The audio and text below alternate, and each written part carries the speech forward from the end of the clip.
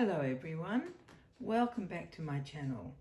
It is Tuesday afternoon at about 3:15 on a slightly grey day, but let me tell you, it's been just so cool the last 2 days.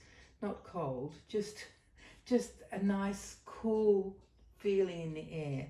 So I'm not melting every time I move. It's such a good feeling, I just love it. Come on autumn, come on autumn. So I guess you guys are all saying, come on spring, come on spring. Yeah, we both want. One wants it cooler, one wants it warmer. Anyway, here we are today on Tuesday. Now, from the title you've seen, not that I've written it yet, but I'm going to do something like a new take on twinning, because I had this genius, well, I think it's a genius idea. Yes, of course I do. I think it's a great idea. And my friend Suzanne of Suzanne's Babies over in England recently got her own Laura baby, like my Laura baby, except hers is called Anne-Marie and mine is called Bridie. But they're both the Laura kit. And so I know that there are many other Laura kits out there. I love this kit so much. Absolutely adore this kit. And when Suzanne got hers, I started to think, oh, it'd be great fun to do a twinning video. And then I was thinking, oh, but to send an outfit across is going to take weeks and I feel like doing it soon. So I came up with the idea of doing a twinning video where the twin aspect is the actual doll kit. So Laura in this case by Bonnie Brown. And then we could like coordinate with styles or colours or whatever we felt like. And that's where the fun started, because I just could not decide what to do. Luckily Suzanne helped me in the end. She made a suggestion and I said, yes, that'll be great. So her suggestion was that she has a pink romper, a pink knitted romper, and I thought, I've got a pink knitted romper. Let's twin our little girls in pink knitted rompers. So that's what we've done. So they're twinning, but they're twinning really because of their kits rather than their kit plus an outfit. I thought it's fun to see different outfits on the dolls. So I'm not sure what Suzanne will do with her pink romper that she's going to put on her Anne-Marie, but we will see. And this is what Bridie and I chose after much fiddling and lots of thinking about what will we put on this girl. I ended up putting a, oh, excuse me, oh goodness me, nearly disappeared then, didn't I? I ended up putting a little bodysuit underneath the romper. I tried it with just her usual bodysuit that she wears underneath her clothes, but it's got a kimono cross style design, and so the neck was like, oh, how can I say, you could see that the top came across the underneath section, and I didn't like the look of it under this little romper. So I just picked another one of her bodysuits that's got a little sleeve and just a very light cotton frill collar. Yes, I'll lift that up so you can see the romper underneath.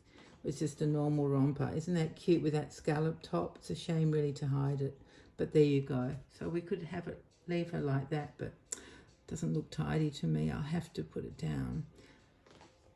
So the romper is by Minnehaha, which is an Australian brand, made in China, of course, and they proudly say designed in Australia, as though that's whoop-de-doo. I would be impressed if it was actually made here, but it's not. They're made in China. And like most of Bridie's, or most of all my doll clothes, I buy them when they're on sale. And this, of course, the romper was on sale. And I don't know the brand of the bodysuit, but there's millions of bodysuits out there like this. Millions and trillions of them. I've got about 1 million. Oh no, not really 1 million, as you can imagine, not 1 million, but I've got a few, so I've got choices. I've got a pink one with, I think it's got a white collar with a bit of pink trim on it, and I've got a couple of white ones with slightly different collars. One's got a really big frill collar, and I've got a cream one, and I've got, I don't know, 1 million at least. Anyway, so here we are. We're doing this twinning idea of mine, which is so much fun. I tell you, it's really to try and decide what a doll's going to wear, and then hope that your friend's got something similar. It didn't have to be the same. I even thought of things like just any two-piece white set or something in floral, or it can be very broad. So it ended up being too broad, and I just couldn't decide. And I said to Suzanne, I'm stuck. Done nothing but think all day about outfits. And she said, what about a pink romper? So I thought, yes, let's do pink rompers. So I can't wait to see her video. She might put it up once this is up. I'm not really sure because of the big time difference between us. I'm sorry that her hair looks a bit messy with that little hair bow in it. But to try and get one of those things on with one hand and then to have the hair lay flat underneath is, well, I did try, but I didn't succeed. As you can tell, it's got some blomping above the little elastic hairband. But hopefully you can forgive me for the blomping. Bridie doesn't mind. It's only me really who minds. But anyway, so here she is, and here we are on this lovely cool day. Oh, it's just heavenly. I've got to do some work tonight.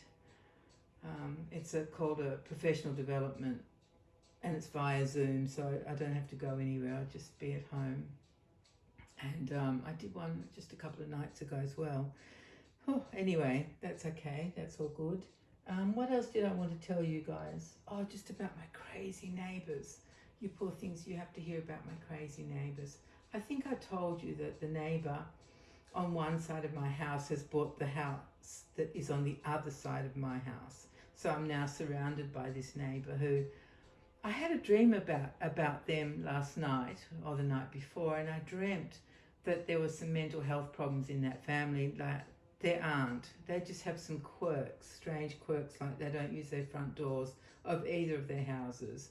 They come, even in the pouring rain, they come down the side and into the back. But also now at the moment they're living in two houses, which I just, it's a bit mind-blowing. Anyway, so I had that strange dream about them. And but the thing is, I don't know if you can hear in the background, there's some sort of noise going on, some piece of machinery. So there's always work to be done on both houses.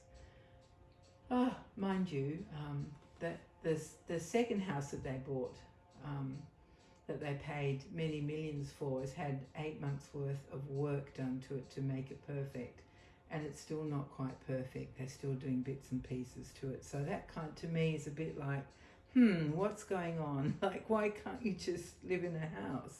But anyway, some people are very particular, I guess, and don't like their front doors to leave or to enter by. Anyway, so I was waiting for the really loud noise to stop, and I think it stopped. In general, like that was a further away noise. Oh yeah, it's further away. I don't know which house that is. There's always somebody doing something around here, except me. I'm not doing anything to my house really. It's pretty good as it is. So, my darling friends, thank you very much for your gorgeous comments on my last video, which wasn't about a reborn doll. It was my beautiful, tiny, carved wooden doll. Oh, she's beautiful, isn't she? By Lorena of Lavender et Poupée. Oh, I love that doll. She still smells of lavender. I don't know if that smell's ever going to go. I hope it doesn't. It's beautiful. So at the moment she's sitting on, or standing actually, on my bedside table. And she's adorable, isn't she? So thank you very much for your kind comments about her. At some stage, I think what I'd love to do is show you some of my wooden dolls. I could set them up here where Bridie is. Obviously, I'd move her and show you just some of my wooden dolls. Be fun to look at them. I'd like to get them out and sort of compare them and talk about their different ages and, when they were made and who made them, that kind of thing. So I might do that soon one day. We'll see. So in the meantime, everybody, I hope you've enjoyed this twinning in inverted commas video. And I love doing it this way. It was really, really fun. Instead of knowing exactly what both babies will wear so that they would both look identical, we got to sort of mix and match. So hopefully we get to do it again. I hope Suzanne enjoys doing this, and we'll do it again because we have lots of other things we could choose for them to wear. Especially in your spring and our autumn, the weather is fairly similar as far as what you'd put on a baby. So that would be good, rather than my boiling hot summer and your freezing cold winter, or even Suzanne's freezing cold winter. It's a bit hard to put your baby into a little romper if it's freezing outside. Oh, anyway, dear friends, that's enough. I've yacked your ears off quite enough for one day. Thank you very much for being here and for your giving me your lovely, lovely comments. I really enjoy reading them. Having said that, I haven't checked for a couple of days my the last video to see if there's any new comments. So excuse me for that. If there are, I will hop to it and respond to you. So thank you very much. Is there anything else I can tell you about what she's wearing? I don't think so. I've left her feet bare because they're such beautiful little feet and toes. How can you do anything with them but leave them bare? Obviously in wintertime she'll have to be covered up. She'll have leggings or dungarees or sleep suit or socks or tights. I mean, there's so many options, aren't there? I'm actually getting quite excited to put her in some winter clothes. Not that I've used up half of her summer things, but yeah. Anyway, next summer, there's always next summer, isn't there?